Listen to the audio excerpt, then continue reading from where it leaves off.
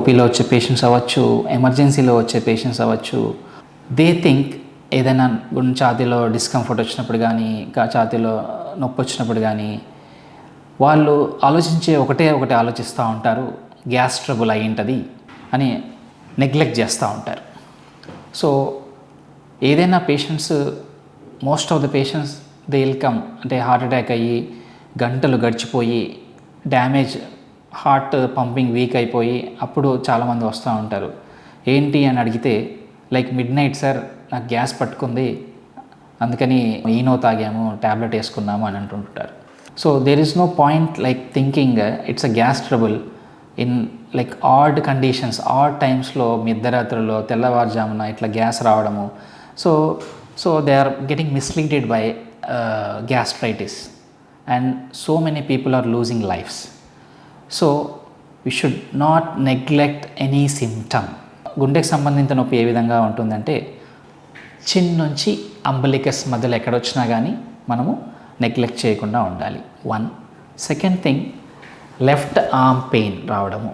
Third thing, చాలా రేర్గా only neck pain వస్తూ ఉంటుంది. And very minimal patients right sided chest pain అవ్వచ్చు, రైట్ సైడెడ్ ఆర్మ్ పెయిన్ కూడా రావచ్చు.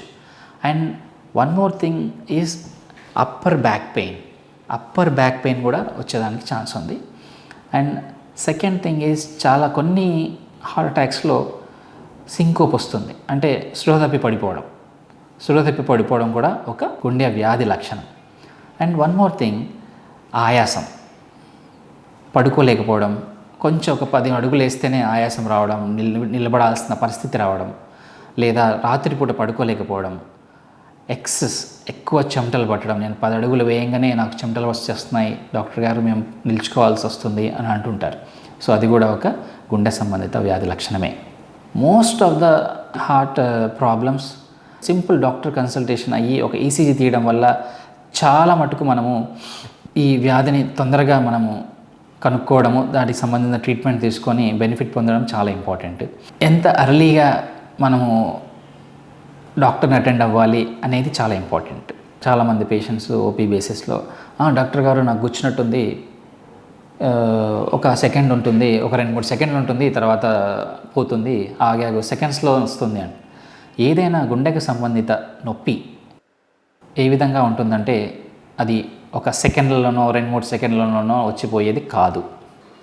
గుండెకు సంబంధిత నొప్పి వస్తే ఒక 5 నుంచి 10 నిమిషాల వరకు ఉంటుంది.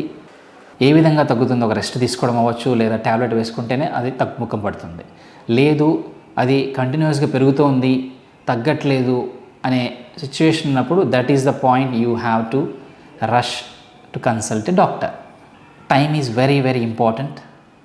మనము ప్రాబ్లం వచ్చి టైం గడిచే కొద్దీ డ్యామేజ్ ఎక్కువ జరగడం స్టార్ట్ అవుతుంది.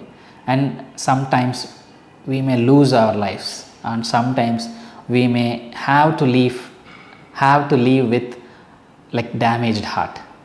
So time is very important. And మీరు లక్షణాలను గమనించుకుంటూ ఇమీడియట్గా వెళ్ళాలి అనేది మనము తెలుసుకోవాలి. అండ్ చాలామంది అంత పరిస్థితి ఎందుకు వస్తుంది అంటే, ఒకటి రిస్క్ ఫ్యాక్టర్ కంట్రోల్ లేకపోవడం వల్ల, అంటే sugar uncontrolled sugars. They will be saying నేను డాక్టర్ నేను రోజు మందులు వాడుతున్నాను, కానీ మీ మందుల వల్ల మీ షుగర్ కంట్రోల్లో ఉందా లేదా అనేది important. So for that we should have a regular health checkups. So once in every 6 months or once yearly you need to check your cholesterol levels. So dyslipidemia ఏంటి అంటే, dyslipidemia is nothing but elevation of triglycerides, elevation of LDL cholesterol or decrease in HDL cholesterol. So మనము cholesterol లెవెల్స్ని కంట్రోల్లో పెట్టుకోవడం వల్ల it can cause or we can prevent cardiac diseases. అంటే regular చెకప్స్లో మన కొలెస్ట్రాల్ లెవెల్స్ కూడా కంట్రోల్లో ఉండాలి. సో మనం వాటికి తీసుకోవాల్సిన జాగ్రత్తలు ఏంటి? సో ఈ ముందు చెప్పినట్టుగా first of all life style modification. In spite of that మన కొలెస్ట్రాల్ లెవెల్స్ ఎక్కువగా ఉన్నాయంటే మనం స్టాటిన్స్ అనే ట్యాబ్లెట్స్ వాడాల్సి వస్తుంది. ఒక్కొక్కసారి స్టాటిన్స్తో అవ్వకపోతే యాడ్ ఆన్ డ్రగ్స్ ఉంటాయి. చాలా యాడ్ ఆన్ డ్రగ్స్ ఉన్నాయి. ట్రైగ్లైజరైడ్స్ ఎక్కువ ఉన్న వాళ్ళకి కొలెస్ట్రాల్ స్టాటిన్స్ ప్లస్ ఫీనోఫైబ్రేట్స్ అడ్వైజ్ చేస్తాము. And different combination of drugs చాలా ఉన్నాయి, స్టాటిన్స్ ప్లస్ ఎజిటమిబ్. అండ్ కొత్త డ్రగ్స్ కూడా ఉన్నాయి కొలెస్ట్రాల్ తగ్గించడానికి. ఈ కొత్త డ్రగ్స్లో PCSK9 ఇన్హిబిటర్స్ ఉన్నాయి. అండ్ ఇప్పుడు కొత్తగా వచ్చిన డ్రగ్ ఏంటంటే ఇంక్లిసిరాన్.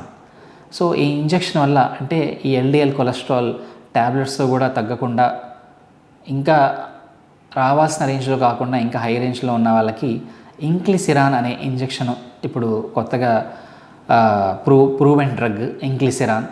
ఇనీషియల్గా 3 monthsకి ఒక డోసు లేదా ఆఫ్టర్ దట్ ఎవ్రీ 6 monthsకి ఒక డోసు వేసుకుంటా ఉంటే ఇంక్లిసిరాన్ వల్ల like there is a drastic decrease in LDL cholesterol. Family members should have regular health checkups. ఇంకొకటి, డాక్టర్ గారు మా ఇంట్లో మా ఫాదర్కి మదర్కి హార్ట్ ప్రాబ్లమ్స్ ఉన్నాయి, మాకు వచ్చేదానికి ఛాన్స్ ఉందా, మేమేమన్నా రిస్క్లో ఉన్నామా అని అడుగుతూ ఉంటారు.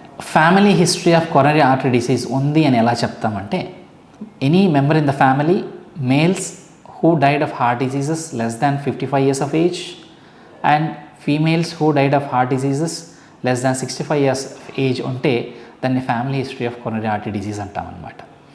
సో మన ఫ్యామిలీ మెంబర్స్ ఎవరైనా సడన్ హార్ట్ వల్ల హార్ట్ డిసీజ్ ఉన్నవాళ్ళు, హార్ట్ ప్రాబ్లమ్స్ ఉన్నవాళ్ళు ఉంటే ఫర్దర్ జనరేషన్స్లో కూడా we have to be very careful and they should have a regular health checkups.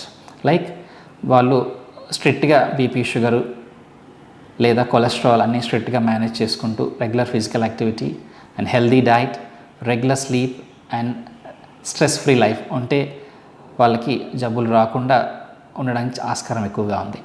Family హిస్టరీలో ప్రాబ్లం ఉండి ఇప్పుడు కొలెస్ట్రాల్ నాకు ఏం ప్రాబ్లమ్స్ లేవు, బీపీ లేదు, షుగర్ లేదు, కొలెస్ట్రాల్ అన్నీ నార్మల్గా ఉన్నాయి, అయినప్పటికీ నాకేమైనా ప్రాబ్లం ఉందా అని తెలుసుకోవాలంటే కొన్ని బయోమార్కర్స్ ఉన్నాయి. C reactive protein, homocysteine and HSCRP.